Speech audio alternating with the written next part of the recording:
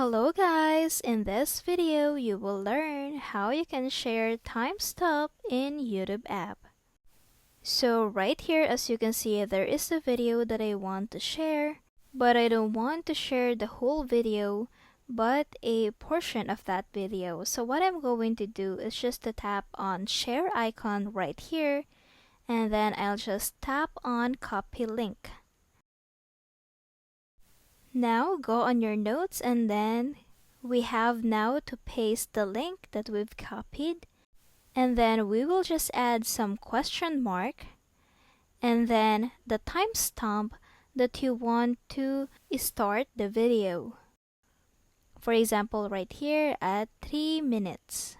And then just tap on equal sign, and then we have to select again this whole link right here.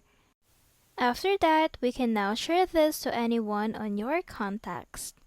And that's it.